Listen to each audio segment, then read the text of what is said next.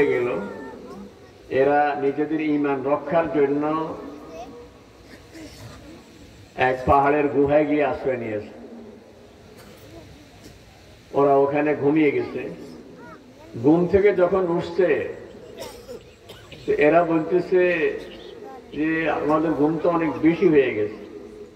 ফাবাথু আহাদাকুম বিওয়ারিকিকুম হাদিহি ইলাল মাদিনা فلينظر أيها أزكى طعاما فليأتكم برزق منه وليتلطف ولا يشعرن بكم أحدا।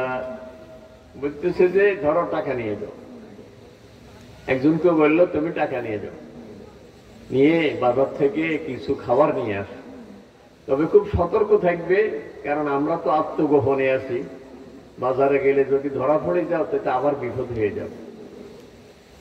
তো যে লোক বাজারে যাওয়ার জন্য রওনা করছে, কতটুকু গিয়ে ফেরত আসছে, নেতা ম্যাক্সমালিয়ন, সে কিন্তু সেনাপ্রধান ছিল, খুব সাহসী মানুষ। বলল যে ফিরে আসলে কেন? কয়েকটা রাস্তাঘাট কিছুই চিনি না, মানুষকে চিনি না, এলাকার কুকুরগুলি আমাদেরকে চিনে না, কুকুর আমাদেরকে দেখে খেউ খেউ করে, পরিচিত কুকুর তো পরিচিত লোক দেখলে খেউ খেউ করে না। তো ম্যাক্সমালিয়ান খুব ক্ষিপ্ত হয়ে গেল, বলে আরে কি বলো, কালকে শুনলাম আর আজকে ঘুম থেকে উঠি বলতেছ কিচ্ছু ছিল না, কি বলো?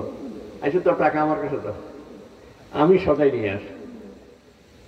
কদ্দুর গিয়ে দেখে যে এটা কবর, কবরের গায়ে লেখা মিসেস হেলেন, স্বামী ম্যাক্সমালিয়ন, মৃত্যুর সন 2095। এখন ধরুন 2024 না, আমার নাম ম্যাক্সমালিয়ন। আজকে গতকাল শুনলাম ছিল 7 তারিখ ডিসেম্বর, আজ হইল 5 তারিখ 2024 সন, 95 সন কেমন হইল? এখন বুঝ করতে পারতেছে না ঘটনা কি, সংসার আগে গেল কেমনে? তো সাহস করে এখন তো ফিরে আসতে পারে না, যদি আসি বলে যে ভাই আমিও তো চিনি না। সাহস করে বাজারে চলে গেছে। বাজারে গিয়ে দোকানে সদাই করতেছে। দোকানদারকে তখন টাকা দিল, দোকানের টাকা আপনাকে দিলাম, কই পাইছি মানে? না, এটা তো 300 বছর আগের টাকা।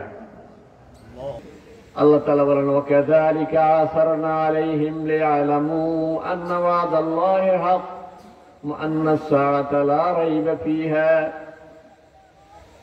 আল্লাহ তাআলা বলেন ওদেরকে 300 বছর পরে আমি ঘুম থেকে জাগিয়ে উঠিয়েছি দুনিয়ার মানুষকে বোঝানোর জন্য যে আল্লাহ 300 বছর পরে মানুষকে ঘুম থেকে উঠাতে পারে, সে আল্লাহ 3,03 কোটি বছর পরেও কবর থেকে আবার উঠাতে পারে।